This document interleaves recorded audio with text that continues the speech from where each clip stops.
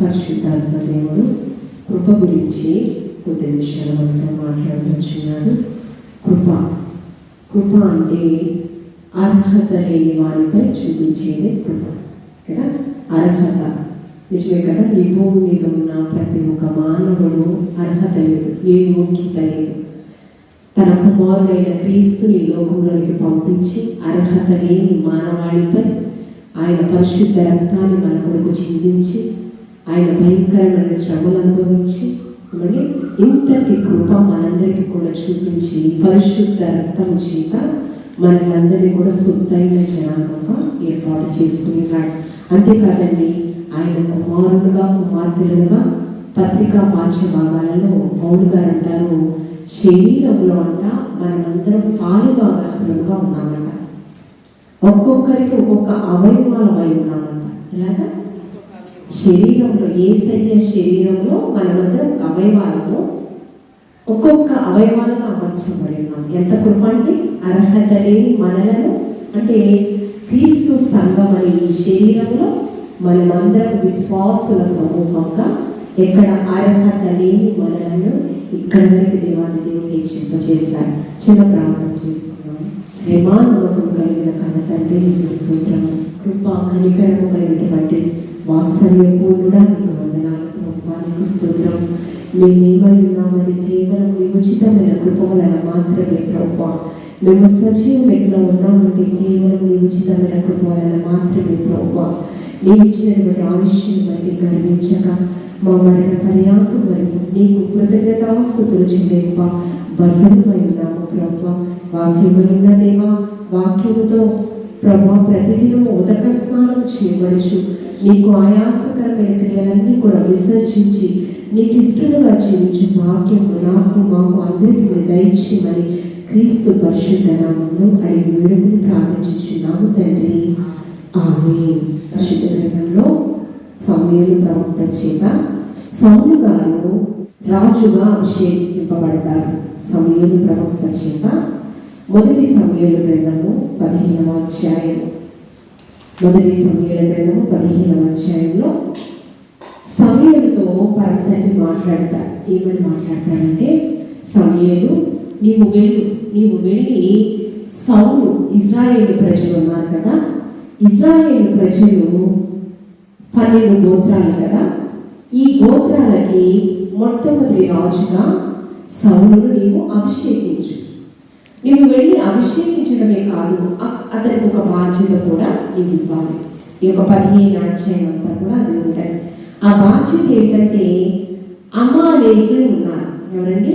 అమాలేకులు. వారెవరండి? శత్రువులు, ఇశ్రాయేలు ప్రజలకు హాని కలిగించినటువంటి వారు.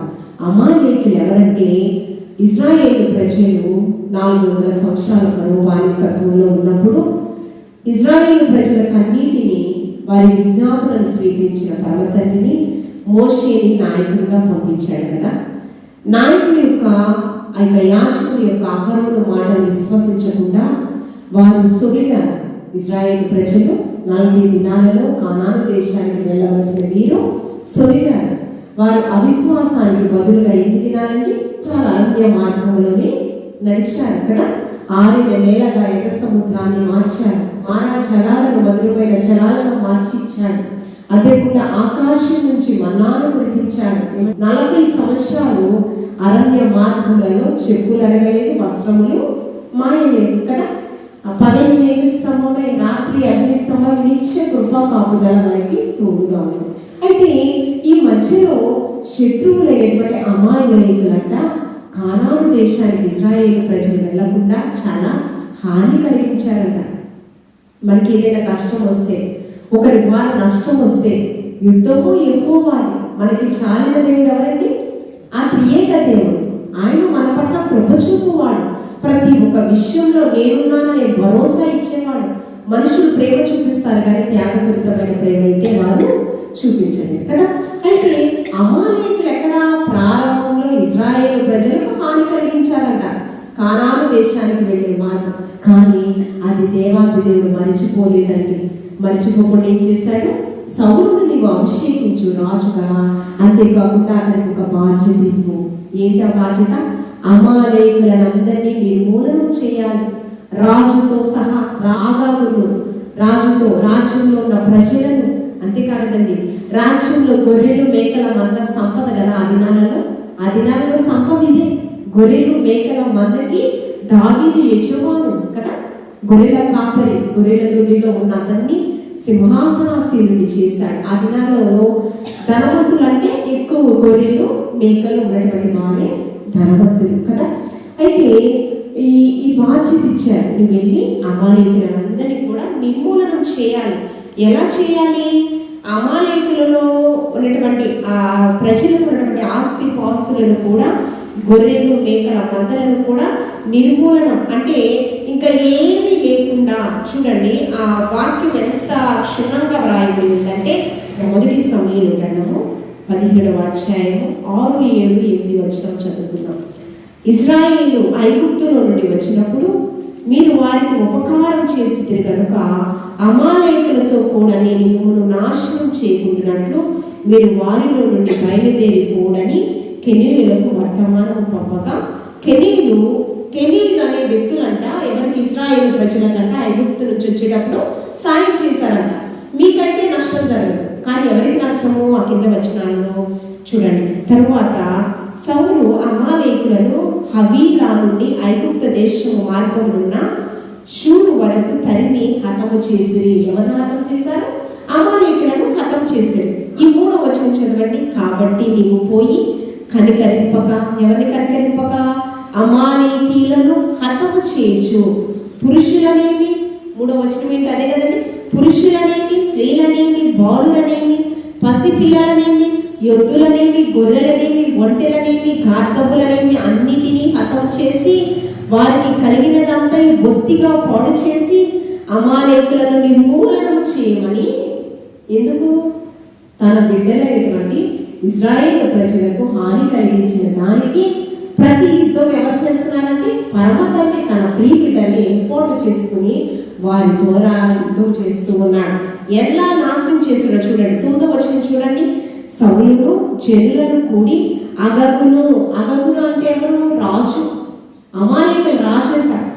అగగును గొర్రెలను ఎడ్లలోను ప్రొవిన గొర్రె పిల్లల మొదలైన వాటిలోను మంచి వాటిని నిర్మూలనము చేయక కడగా నుంచి పనికిరాని నీచ పశువులన్నిటిని నిర్మూలనము చేశారు. ఇందాక వాక్యం ఏమని చెప్పింది? గొర్రెలు మేకలు ఏది కూడా రాజుతో సహా ప్రజలతో సహా సర్వనాశనం, బొత్తిగా ఏమీ లేకుండా, అమాలేకుల ఆస్తే లేకుండా, అమాలేకులు ఉనికి లేకుండా నాశనం చేయమన్నాడు దేవుడు కదా. కానీ ఇక్కడ ఏం చెప్తున్నాడు? గొర్రెలు అంట పుష్టిగా ఉండేటటువంటి గొర్రెల మందలనంట నాశనం చేయకుండా ఇవన్నీ కడగా ఉన్న వాటిని, పనికిరాని వాటిని గొర్రెలంట చంపాడు. దేవాది దేవుడు ఆకాశము భూమి గతించిన ఆయన మాటలు నిరర్ధకం కానివ్వదు కదా. ఇక్కడ ఏం చెప్పాడు అదే చేయాలి. మధ్యలో స్వచిత్తం మనము చేయడానికి వీలు లేదు. నీకు రాజుగా ఇశ్రాయేలు గోత్రానికి మొట్టమొదటి రాజుగా సౌలును అభిషేకించాడు. ఎవరు? ప్రవక్త అయినటువంటి సమూయేలు చేత. కానీ ఇక్కడ ఏం చేస్తున్నాడు తెలుసా? అందరినీ నిర్మూలనం చేయమని చెప్తే, ఒక ఉనికే లేకుండా చేయమని చెప్తే, ఏమని? గొర్రెలు శ్రేష్టమైన ఆరోగ్యమైనటువంటి వాటినంట ఉంచాడంట. రాజును అగగును కూడా చంపమన్నాడు. కానీ అగగునంట ప్రాణాలతో పట్టుకుని రాజ్యంలో తీసుకెళ్ళాడంట సౌలు. ఇక్కడ స్వచిత్తం అవలంబిస్తూ ఉన్నాడు. తీసుకుని వెళితే అప్పుడు స్వప్నమందు సమూయేలుతో పరమతండ్రి మాట్లాడుచున్నాడు. నేనేం చెప్పాను? సౌలు ఏం చేశాడు? ఈ యొక్క సౌలును బట్టి నేను దుఃఖాక్రాంతుడవుతూ ఉన్నాను. చూడండి 11వ వచనం చూడండి. 10వ వచనం. అప్పుడు యెహోవా సమూయేలును ప్రత్యక్షమై ఇలాగ సెలవిచ్చాను, సౌలు నన్ను అనుసరింపక వెనుకకు తీసి నా ఆజ్ఞలు గైకొనకపోయేను కనుక అతనిని రాజుగా నిర్ణయించినందున నేను పశ్చాత్తాపపడుచున్నాను. అందుకు సమూయేలు కోపావేశుడై రాత్రి అంతా యెహోవాకు మొరపెట్టుచుండెను. ఎందుకు కోపం? సౌలు ఏం చేశాడు? పుష్టిగా ఉన్నటువంటి మందను ఉంచాడు. అగగును ప్రాణాలతో పట్టుకున్నాడు, రాజ్యంలోకి తీసుకుని వస్తున్నాడు. కానీ దేవాది దేవుడు ఏం చెప్పాడు అదే చెయ్యాలని ఏమండి ఈ యొక్క ప్రకటన గ్రంథము లాస్ట్ అధ్యాయం 22వ అధ్యాయమే కదా. 22వ అధ్యాయంలో స్పష్టంగా ఉంది వాక్యం ఏంటంటే, పరిశుద్ధ గ్రంథంలో ఏది చెరిపినా లేకపోతే మనకు అనుగుణంగా ఏమన్నా కలిపినా ఏమైంది, వారి మీదంట దేవాది దేవుడు తెగుళ్లను రప్పిస్తాడంట. ప్రకటన గ్రంథము 22వ అధ్యాయం 18వ వచనం. 22వ అధ్యాయం 18. ఈ గ్రంథమందున్న ప్రవచన వాక్యములను విను ప్రతివానికి నేను సాక్ష్యం ఇచ్చినది ఏమనగా, ఎవడైనా వీటితో మరి ఏదైనా కలిపిన ఎడల ఈ గ్రంథంలో వ్రాయబడిన తెగుళ్ళు దేవుడు వారికి కలుగచేయడు. ఏంటంటే నీకు అనుగుణంగా ఏదైనా మార్చినా లేకపోతే ఏదైనా తీసివేసినా ఏమండి వాళ్ళ మీద ఏమొస్తాయి, తెగుళ్ళు వస్తాయంట. ఇక్కడ కూడా వాక్యం మనం చూస్తే ఏమైందంట, సౌలు స్వచిత్తం మధ్యలో ఆలోచించాడు. కానీ దేవాది దేవుడు అంటున్నాడు, నేను రాజుగా చేసినందుకు పశ్చాత్తాపపడుచున్నాను. మొదటి సమూయేలు 15వ అధ్యాయం 11. ఈ పశ్చాత్తాపపడుచున్నాననే మాటలు విని సమూయేలు ఏం చేశాడు, కోపావేశంతో వెళ్ళి హెచ్చరించలేదండి, ముందుగా మొరపెట్టుచున్నాడు. అయ్యా సౌలు మీద నీ కృప నుంచి దూరం చేయకయ్యా అని మొరపెట్టుచున్నాడు. సౌలు అంటూ ఉన్నాడు, తండ్రి ఏం చెప్పాడయ్యా, నువ్వేం చేశాడు అంటే అంటున్నాడు, నేనేం చేశాను, అదొక ప్రాణాలతో పట్టుకున్నాను. ఏమండి మంచి పుష్టిమైన గొర్రెల మేక మందను ఏమండి మన ఇజ్రాయేల్ ప్రజల కొరకు ఏర్పాటు చేశాను. కొంతమంది దాసీలను కూడా తీసుకుని వచ్చాను. మీరు ఎందుకు తీసుకొచ్చారంటే ఏమంటున్నాడో తెలుసా, ఇజ్రాయేల్ ప్రజల్ని ఎంతగానో కష్టపెట్టారు కదా మీరు, అందుకని వీరిని కూడా శ్రమ పెట్టడానికి వాళ్ళు తీసుకొచ్చారని తన సొంత జ్ఞానం మధ్యలో చెప్తూ ఉన్నాడు. దేవుడు వినేవాడు కాదండి. వినే చెప్తే నువ్వు సూటిగా గుడ్డిగా చేసేయాలి, నమ్మాలి, విశ్వసించాలి కదా. ఆ కింద వచనాలలో మనం చూసినప్పుడు చూడండి, ఆ కింద వచనాలలో చూడండి 18వ వచనం. మరి యెహోవా నిన్ను సాగనంపి నీవు పోయి పాపాత్ములైన అమాయకులను నిర్మూలనం చేయము, వారు లయమగు వరకు వారితో యుద్ధమని చేయమని సెలవీయగా. ఏమండి వారిని నిర్మూలనం చేయాలి, వారితో యుద్ధం చేయాలి, ఇదే చెప్పింది. కానీ మధ్యలో సొంత జ్ఞానము అవలంబించాడు కదా. చూడండి దానికి వచ్చిన పర్యవస్థానం. ఇక్కడ దేవుని యొక్క వాక్యము బ్రతికిస్తుంది, మన జీవితాలలో నెమ్మదిస్తుంది, నిత్య జీవానికి చేర్చే మార్గమైనది. ఆయన యొక్క ఆజ్ఞలను కైకొనుట శ్రేష్టమా, బలులు అర్పణలు అర్పించుట శ్రేష్టమా చెప్పండి. ఆయన యొక్క వాక్యం వినుట శ్రేష్టమా, లేకపోతే మనం ఇచ్చే దశమ భాగము గొర్రెలు మేకలు అర్పణలు ఇచ్చేటటువంటి ఇవి కూడా శ్రేష్టమా? చాలా డబ్బుతో దేవుడిని కొనగలమా? ధనంతో దేవుడిని కొనగలమా? దశమ భాగాలతో దేవుడిని కొనగలమా? శ్రేష్టమైన అర్పణలు ఇచ్చి దేవుడిని కొనగలమా? లేదు, కొనలేమండి. అందుకని స్టెఫను దేవుని యొక్క సువార్తను ప్రకటించేటప్పుడు యూదా ప్రజలు రాళ్లతో కొట్టడానికి వచ్చారు. ఎందుకు తెలుసా? స్టెఫను స్పష్టంగా దేవుని వాక్యం ప్రకటిస్తున్నాడు, హతసాక్షుడయ్యాడు కదా. ఆయన ఏమని ప్రకటించాడు తెలుసా? ఆకాశము సింహాసనము, భూమి ఆయన పాదపీఠమయ్యా, మీ చేతులతో హస్తములతో చేసేటటువంటి ఈ మందిరాలు ఏ పాటివయ్యా? యూదా మతకర్తలు కదా, మీరు ధర్మశాస్త్రాన్ని బట్టి మీరు గర్విస్తున్నారు కదా, శాస్త్ర పండితులు కదా మీరు, దీన్ని బట్టి మీరు గర్విస్తున్నారా? ఎవరి మీరు నిర్మించిన వీటిని బట్టి గర్విస్తున్నారా?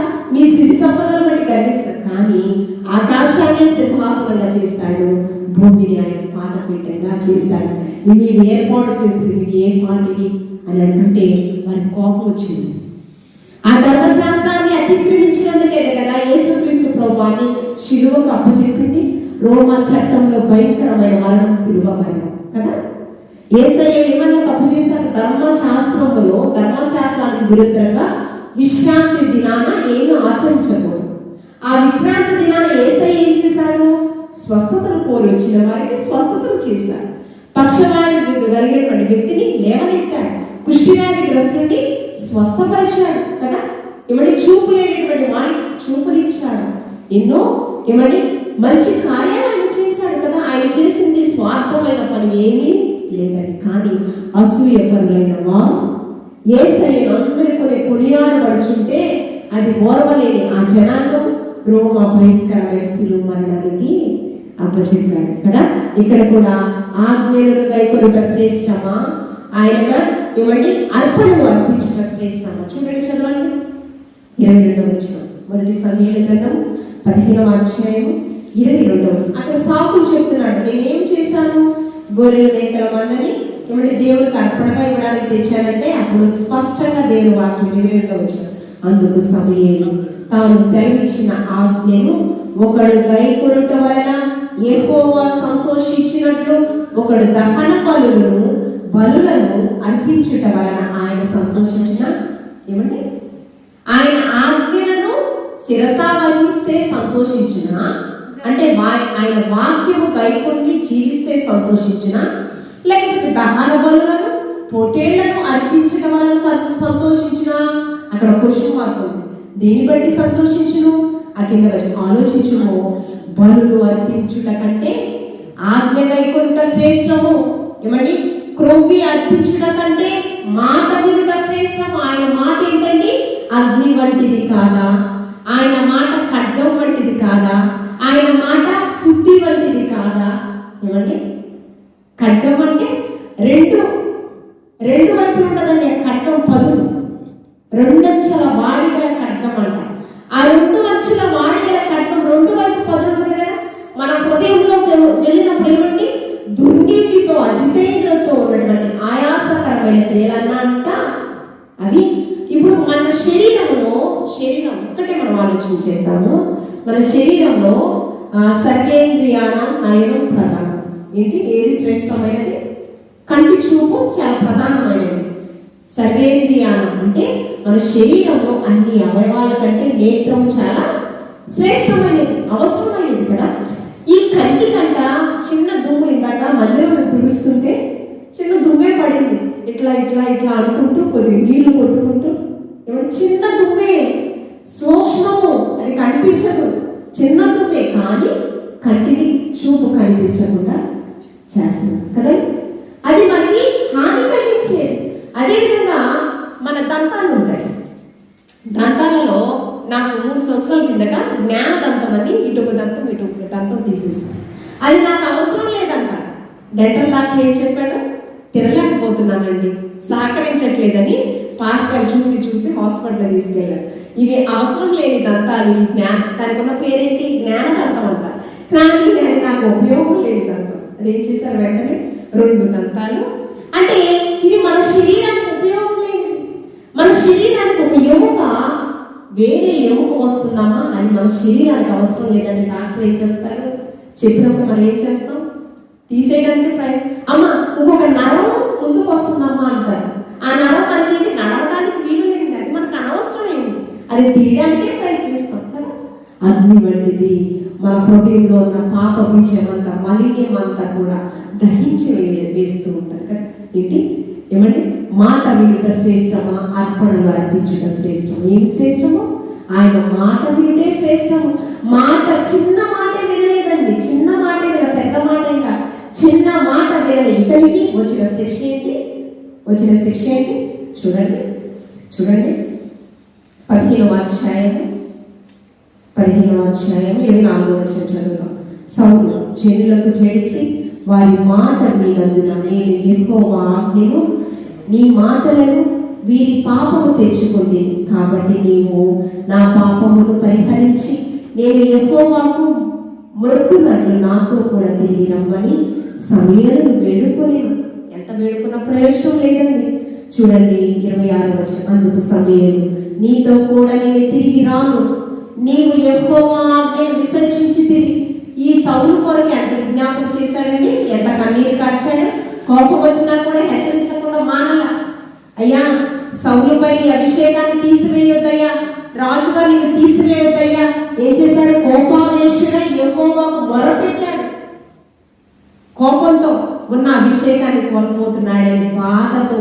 కోపం 2 రకాలండి. బాధతో వచ్చే కోపం, నా మాట వినలేదని చెప్పే కోపం ఒకటి. రెండో కోపం, అసూయతో వచ్చే కోపం రెండో కోపం. ఈ 2 కోపాలలో ప్రథమ కోపం సమూయేలుకు వచ్చింది. కోపావేశుడై తండ్రి కంట మొరపెట్టాడంట. వినలేదు, ఎన్నో వాళ్ళు వినలేదు కదా. చూడండి 26వ వచనం, అందుకు సమూయేలు నీతో కూడా నేను తిరిగి రాను. చూడండి నీవు యెహోవా ఆజ్ఞను విసర్జించితివి కనుక ఇశ్రాయేలుల మీద రాజుగా ఉండకుండా యెహోవా నిన్ను విసర్జించాడు. ఏం చేశాడు? చిన్న తప్పిదముకు దేవుడు ఏం చేశాడు? నువ్వు దేవుడిని విసర్జించావు. దేవుడు అంటే వాక్యమైన దేవుడు. నేడు శరీరధారిగా మన మధ్య ఉంది వాక్యము కదా. పరిశుద్ధాత్మ ఆవేశంతో పరిశుద్ధ గ్రంథాన్ని దేవాతి దేవుడు మనకిచ్చాడు. ఇది మన బ్రతుకు పుస్తకం కదా. నీవు దేవుని మాటలు విసర్జించావు కనుక నిన్ను దేవాది దేవుడు స్పష్టంగా దేవుడు నిన్ను యెహోవా ఆజ్ఞను విసర్జించితివి కనుక ఇశ్రాయేలు మీద రాజుగా ఉండకుండా, నిన్నే విసర్జించడం కాదండి, నిన్ను రాజుగా ఉండకుండా యెహోవా నిన్ను విసర్జించెను. ఆ మీద ఉన్న అభిషేకం ఎవరికి ఇచ్చేసాడండి?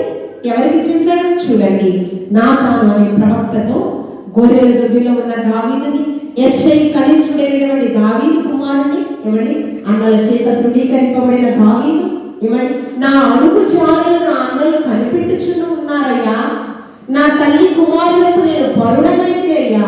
ఎవరికి? 10 మంది సంతానమైనటువంటి కనిష్ఠుడైనటువంటి దావీదంట తన అన్నలు అందరూ కూడా తృణీకరించారట. కానీ అబిగైలు, సేరుయా తన యొక్క సహోదరులు వారు మాత్రం తృణీకరించలేదండి దావీదుని కదా. కానీ ఎవరు విడిచిన నేను విడువని ఎడబాయను. అరణ్య రోదన కదా, అరణ్యంలో ఎవరితో సహవాసం చేశాడు? దేవుడితో సహవాసం చేశాడు. అందుకని అతన్ని ఎలా ఆశీర్వదించాడు? గొర్రెల దొడ్డిలో ఉన్న నన్ను సింహాసనాసీనుడు చేశానే. నాతానుతో నువ్వు వెళ్ళు, ఈ యొక్క దావీదుని రాజుగా, సౌలు తరువాత ఇశ్రాయేలు ప్రజలకు రాజుగా అభిషేకింపబడ్డాడు. ఇందాక వాక్యం ఏమని చెప్పాను? కృప. అర్హత లేని వారిపై చూపించేదే. అన్నదమ్ముల కుటుంబస్తులందరి చేత, రక్త సంబంధుల అందరి చేత తృణీకరింపబడిన ఇతను, అర్హత లేని ఇతనిని అర్హత కలిగిన పాత్రగా ఎక్కడ? గొర్రెల దొడ్డిలో ఉన్న అతనిని కృప చేత సింహాసనాసీనుడు చేశాడు. చూడండి వాక్యం, చూడండి 2 సమూయేలు గ్రంథము 15వ వచనం. నిన్ను స్థాపించుటకై నేను కొట్టివేసిన సౌలులకు నా కృప దూరమైనట్లు అతనికి నా కృప దూరము చేయను. ఎవరికి దూరం చేయగలట? సౌలుకి నా కృప దూరం అయింది కదా. స్వైకృత అపరాధం చేసుకున్నాడు కదా, కృప దూరం చేసుకున్నాడు. కానీ అలా దూరమైనట్లు, సౌలుకి నా కృప దూరమైనట్లు నా కృప నీకు దూరము కాదే. ఎక్కడి వరకు వచ్చిందో తెలుసా ఆయన కృప? అబ్రహాము కుమారుడకు దావీదు కుమారుడైన యేసయ్య వంశావళి వరకు వచ్చిందండి కృప. ఎక్కడి వరకు వచ్చింది? గొర్రెల దొడ్డిలో ఉన్న అతన్ని, ఏమంటే అరణ్య మార్గంలో ఉన్న అతన్ని, క్రూర మృగాలతో ఉన్న అతన్ని, అతని ప్రాణాలను సంరక్షించి గాఢాంధకార లోయలోనే సంచరించిన నాకు ఏ అపాయము లేదు. ఏమంటే నా దుడ్డుకర దండములను ఆదరిస్తుంది, మరణ ఛాయ అంచుల నుంచి నన్ను లేవనెత్తువాడు. ఆ అరణ్య మార్గంలోనే అతను మాట్లాడిన మాటలు ఎక్కడికి వచ్చాడండి? సింహాసనాసీనుడు చేశాడు. అంతేకాకుండా క్రీస్తు వంశావళిలో దావీదు పేరు మత్తయి సువార్త 1వ వచనం అదేండి, అబ్రహాము కుమారుడకు దావీదు కుమారుడకు యేసయ్య వంశావళి అంట. ఎంత తండ్రి కృప ఎక్కడి వరకు వచ్చింది? ఏమండి, రాజుగా వచ్చింది. రాజుగా ఉండి క్రీస్తు వంశావళి, లోక రక్షకుడంట దావీదు నుంచి ఉద్భవించాడంట. యెష్షయి కుమారుడు దావీదు, యెష్షయి వద్ద నుండి చిగురు పుట్టేను, ఆ చిగురే అంకురంగా నేడు మన మధ్య కృప సహితమైన ప్రేమను మన కొరకు చూపించింది నాడు. అందుకని పరిశుద్ధ గ్రంథంలో కీర్తనకారుడు మాట్లాడుచున్నాడు. ఇంతగా హెచ్చించబడినటువంటి కీర్తనకారుడు మాట్లాడుచున్నాడు ఏంటంటే 23వ సంకీర్తన 6వ వచనంలో నేను చదువుతాను. 23వ సంకీర్తన 6వ వచనం. నేను బ్రతుకు దినములన్నీ కూడా కృపాక్షేమములే నా వెంట వచ్చును, చిరకాలం యెహోవా మందిరంలో నేను నివాసము. అందుకని అంటున్నాడు, అతను అంటున్నాడు, నేనైతే పచ్చని ఒలీవ చెట్టు వలె నా దేవుని మందిరంలో ఉంటాను. నేను గర్వంగా చెప్పుకుంటాం, ఇది నా ఇల్లు, నా బిడ్డలు, నా శ్వాసం. నేనైతే నా దేవుని మందిరంలో పచ్చని నేను ఎంత గర్వంగా చెప్పుకుంటాడండి. ఇదే కీర్తనకారుడు చూడండి 103వ సంకీర్తన 8వ వచనంలో, యెహోవా దయా దాక్షిణ పూర్ణుడు, ఏమండి దీర్ఘశాంతుడు, కృపా సమృద్ధి గలవాడు. ఎలా గలవాడు? కృప సమృద్ధిగా ఇచ్చేటటువంటి వాడు. అతను పొందుకున్నటువంటి రుచి చూచి ఎరిగి ఉన్నాడు యెహోవా గొప్పతనం కదా. మరి అంతేకాకుండా ఈ యొక్క నోవాహు కూడా దేవుడి కృప చూపించాడంట. నోవాహు కూడా దేవాది దేవుడి కృప ఏ విధంగా ఉంది అంటే ఒకసారి మనం చూసినట్లయితే చూడండి, ఆదికాండం 6వ అధ్యాయం 8వ వచనము. ఆదికాండం 6వ అధ్యాయం. అయితే నోవాహు యెహోవా దృష్టి యందు కృప పొందినవాడాయె. ఎవరి దృష్టి ఏంటండి? యెహోవా దృష్టి యందు కృప పొందినవాడు. ఏమండి, ఒక కాలంలో నోవాహు కాలంలో ప్రజలందరూ కూడా ఎలా ఉన్నారు? ఏమండి, జల ప్రళయంతో అందరూ కూడా నాశనం అయిపోయారు. కానీ యెహోవా కను దృష్టి యందు అంట కృప పొందినవాడయ్యాడు. యెహోవా ఆయన మనోనేత్రాలు తెరిచి ఆకాశం నుంచి చూస్తున్నప్పుడు నా కృప పొందడానికి నోవాహు తన కుటుంబం అర్హులు అని గ్రహించాడు. నోవాహు దేవుడితో నడిచాడంట, యథార్థవంతుడంట, నీతియుక్తమైన జీవితం జీవించినటువంటి వాడంట. ఎన్ని సంవత్సరాలు? నువ్వు వెళ్ళయ్యా మోడల్ నిర్మించయ్యా అంటే 180 సంవత్సరాలు.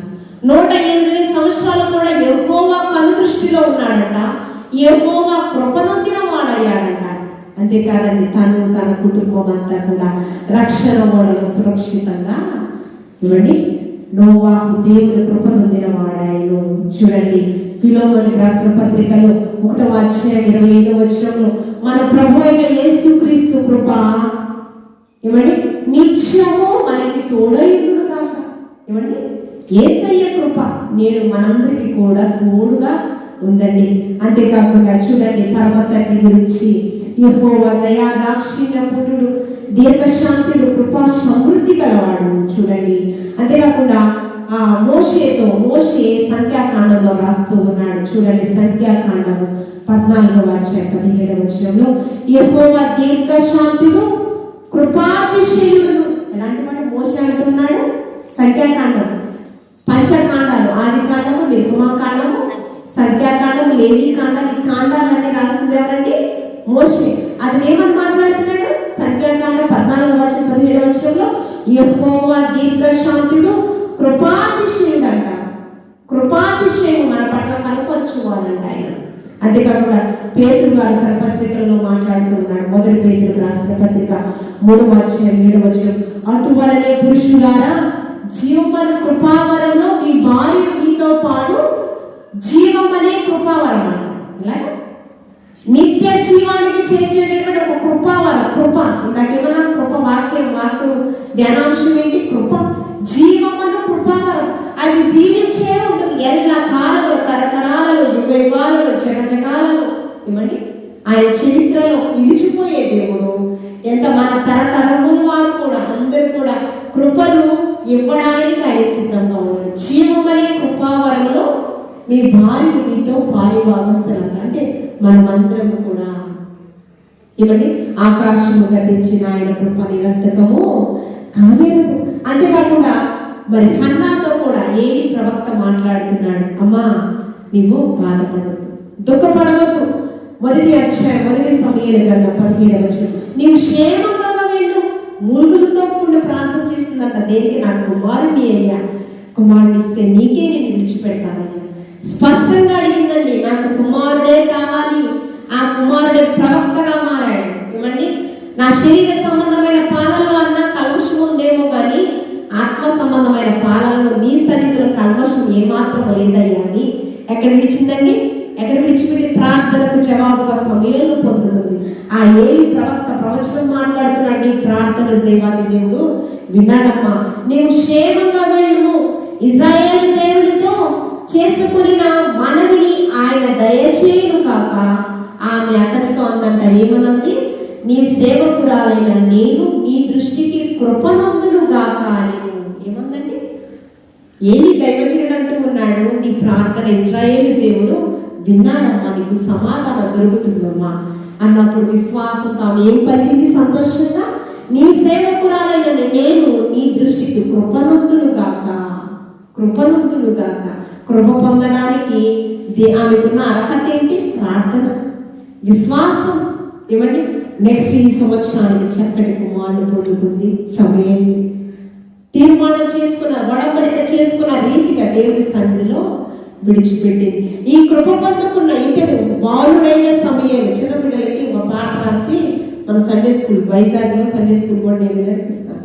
బాలుడైన సమూయేలు దేవుని స్వరం విన్నాడు, బలమైన కార్యాలు చేశాడు, మనుషుల దయలో వర్ధిల్లెను, దేవుని దయలో వర్ధిల్లెను. ఈ మనుషుల దయలో దేవుని దయలో ఎవరు వర్ధిల్లాడండి? యేసుక్రీస్తు ప్రభువారు కూడా వయసునందు జ్ఞానమందు మనుషుల దయలో దేవుని దయ. మనం అంటూ ఉంటాం కదా, మా దేవుడికి ఎందుకు దూరం అవుతున్నావు? దేవుడి సన్నిధి నీ కష్టాలు వస్తే తెలుస్తుంది. యేసయ్య కూడా అందుకే మనకి మాదిరి చూపించడానికి ఈ లోకానికి వచ్చాడు.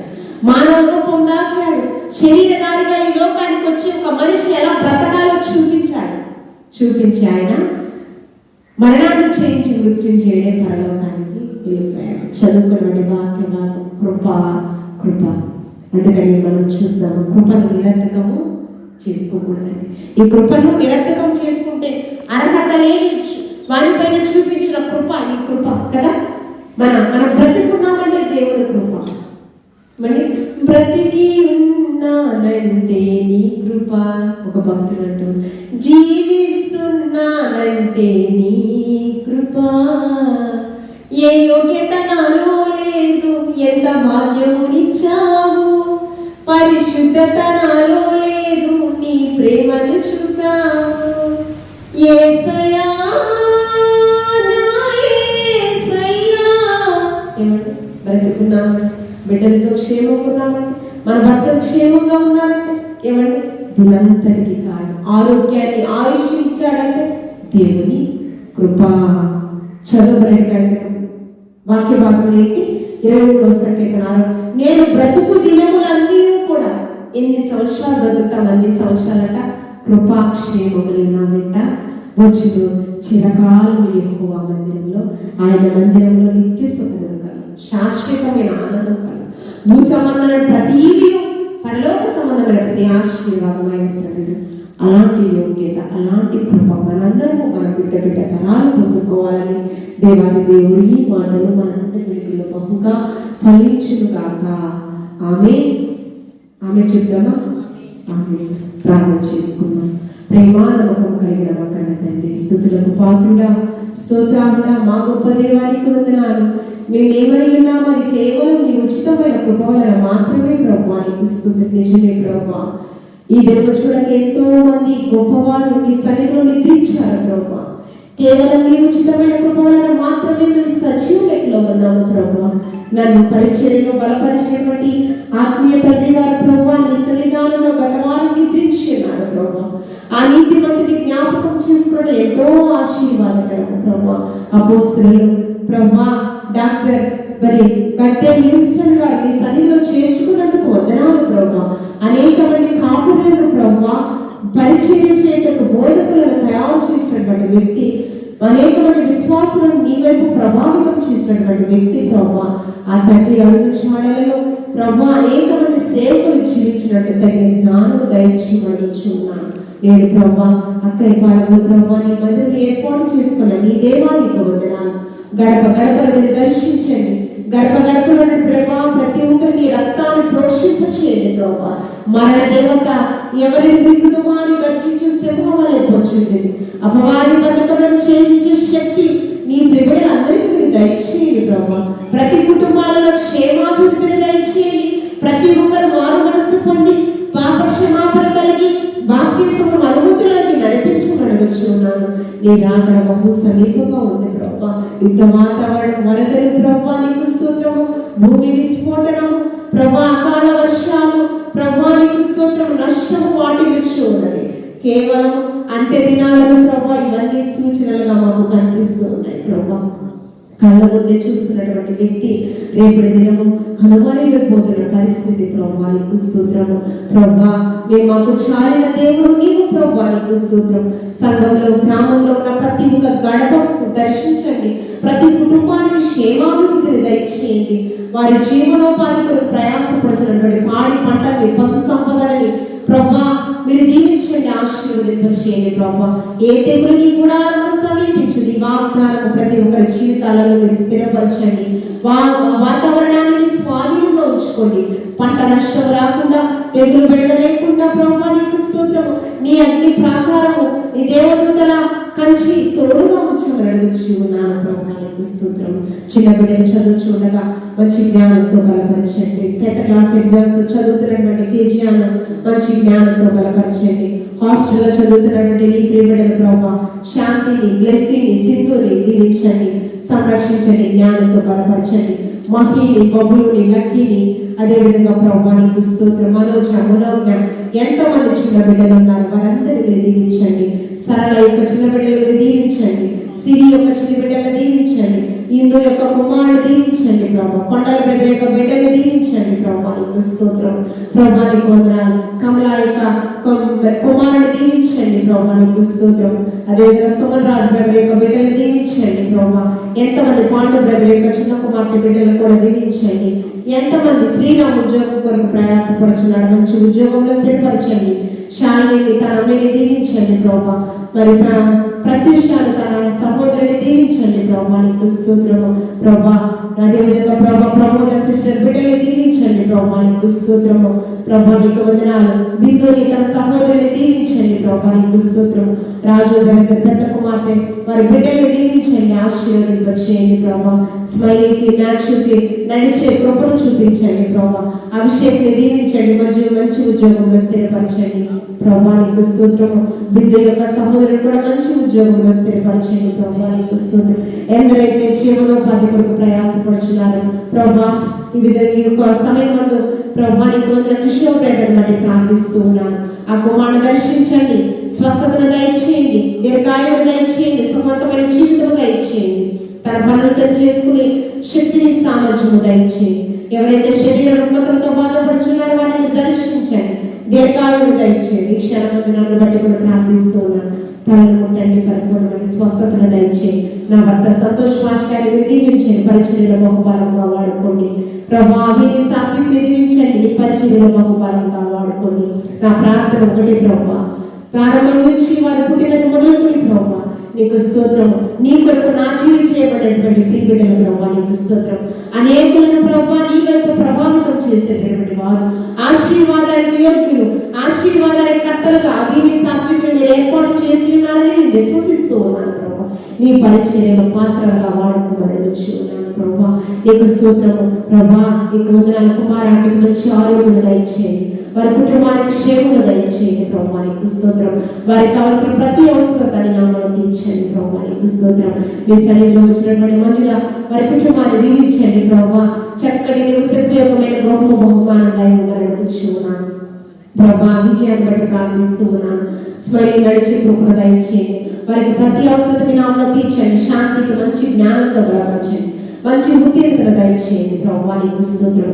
గ్రామంలో ఉన్న ప్రతి ఒక్కరికి దీవించి ఆశీర్వదింప చేసి ప్రభా సాయంత్రం జరిగేటటువంటి ఆరాధనలో పాల్గొనే కృపను దయచేయమని క్రీస్తు పరిశుద్ధ నామములో అడిగి వేడుకుని ప్రార్థించుచున్నాము తండ్రి, ఆమేన్. తండ్రి, కుమార పరిశుద్ధాత్మ త్రియేక నిండు దీవెనలు ఇప్పుడు ఎల్లప్పుడూ సదాకాలం ఉన్న ప్రతి ఒక్కరిపైన, వారి కుటుంబాలపైన, గ్రామంలో ఉన్న ప్రతి ఒక్కరిపైన, వారి కుటుంబాలపైన ప్రభా, హాస్పిటల్లో ఉన్నటువంటి నీ కుమారుడు కిషోర్ పైన, ఎవరైతే శరీర రుగ్మతలతో బాధపడుచున్నారో వారిపైన, సకల పరిశుద్ధులపైన సదాకాలం నిలిచి తోడైనను కాక. ఆమేన్.